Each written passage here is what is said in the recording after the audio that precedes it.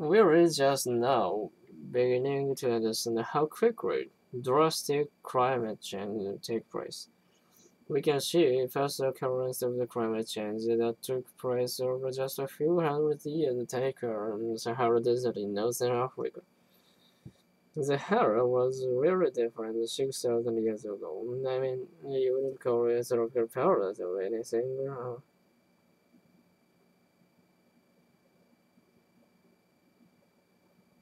Essentially. But basically, you had greenery and you had water. And what I find particularly interesting and amazing, really, what really indicates how a desert like the Sahara was thousands of years ago was something painted on the rock. Prehistoric art. Hippopotamus. Because the hippos need a lot of water, and hence walk around. That's right, but how the proof that the Sahara used to be a lot better? Currently, the trophies. Okay, in person they could call, but the rock painting aren't only evidence.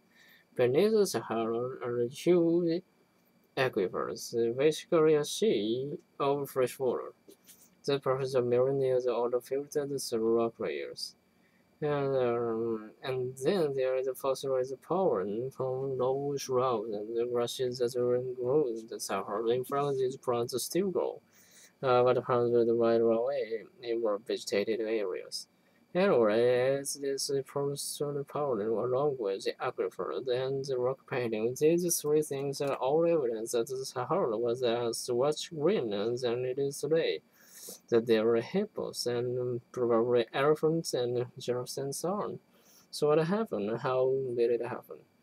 Now we already saw you the hearing of the human activities that are affecting the climate, right? But that can focus away from the natural variations in the Earth's climate, like acid, right? Pro-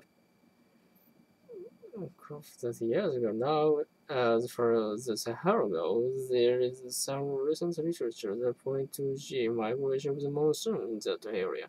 Huh? What do I mean, okay? A monsoon is a seasonal wind that can bring a large amount of rainfall. Now, if the monsoon migrates, well, that range moving to another way, right?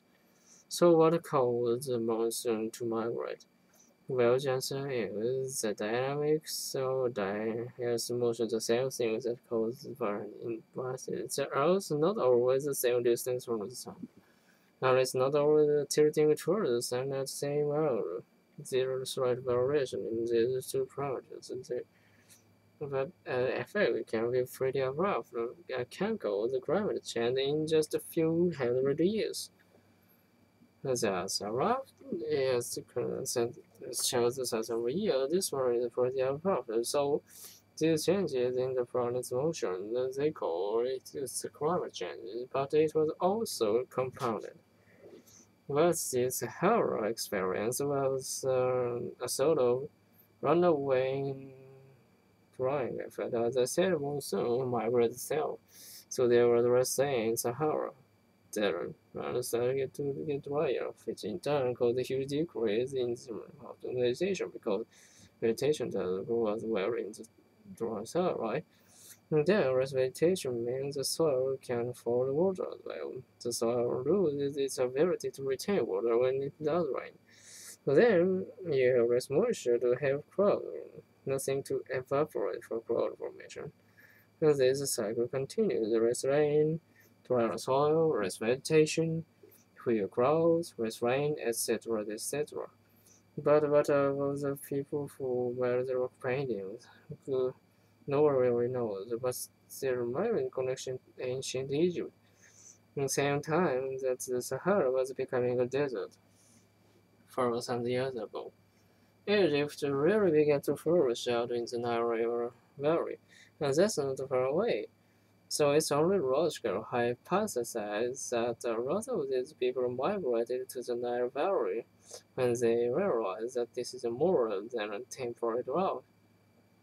And some people take this step further and associate the science, and they hypothesize that this migration actually provided an important impetus in the development and the instead of well, state turned things out.